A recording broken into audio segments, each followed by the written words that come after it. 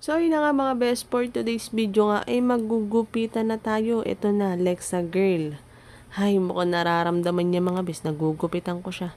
Sa last vlog ko nga mga best, kung napanood nyo na nga po yun, nag-unpack po ako ng razor na gagamitin ko kay Lexa Girl. Hay nako, hindi ko nga alam best kung paano tayo magsisimula kasi tingnan niyo naman best, lingon dito, lingon doon. Hay Lexa, makakatapos talaga tayo niyan baby. Makinig ka muna sa akin. Kung ano ng bola sinabi ko sa'yo, hindi ka man lang nakikinig. At kinailangan ko na nga ng tulong ng kanyang tita. At hindi nakakayanin ng powers ko mga bis. Baka matusok-tusok ko na lang talaga si Lexa. Maukaan ko na lang talaga yung bata na yan. Batang aso na to talaga naman. Itatali talaga kita. Okay, isasabit na lang kita kaya. Charot. Nainis eh, no? At yan na nga mga bis. Nagpagupit naman siya, may halong bola nga lang. Pag sinabi mo pagkain, sinabi mo chicken, ititigil naman yan, bes. Mukha tong manok eh. At yun na nga, nagtataka lang din talaga ako mga bes. Doon sa pinagpapagupitan niya, tahimik lang siya doon, bes. Kahit yung gupitan mo siya ng kuko, tahimik lang, bes. Parang nakakatampo ba? Kita mo yun, hindi siya nagre-reklamo doon. Nakadapa lang siya. Gupit-gupit, ganyan. Ni tahol, hindi mo maririnig. Nireklamo, hindi mo maririnig. Umiwas. Wala, bes. Siguro type ni Lexa yung nagugupit sa kanya. Lalaki kasi mga bis eh. So yun na nga, baka hindi siya nagkakagusto sa mga lalaking aso. Sa tao siya nagkakagusto, bes. Charot.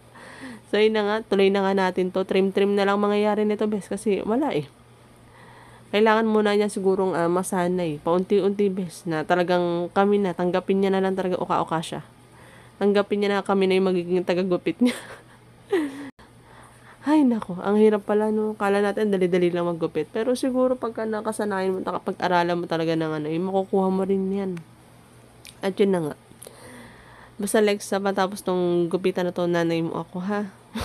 Huwag mo kalilimutan yan, baby. Love ka ni mama. May halong pagmamahal yung paggugupit ko sa'yo. Hindi nga lang pantay, pero... Hindi pantay yung gupit, pero pantay ang pagmamahal ko sa'yo, Lexa. Which is... Nasingit pa, no? So, yun na nga. Nasa puwitan banda na tayo mga bes.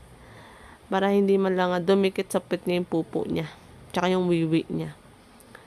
Ay, Diyos me. Pero yung sa razor, okay naman talaga siya bes. Maganda gamitin, yun nga lang.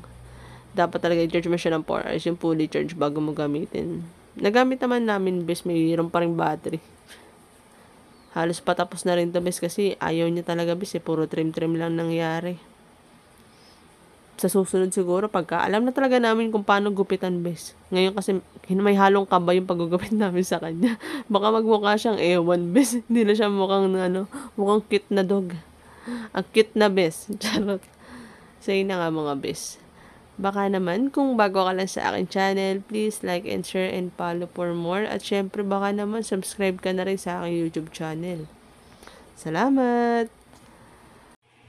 At eto na nga mga besh, kita nyo naman, tinitrim-trim ko na lang yung bandang likod niya, ayan, patapos na rin to besh.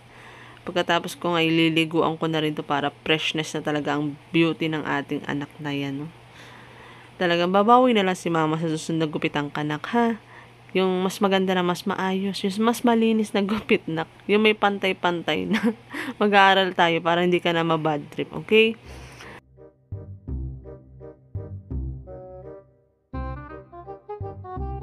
So, yun na nga mga bes, ready na ba kayo kung anong kinalabasan ng itsura ni Lexa?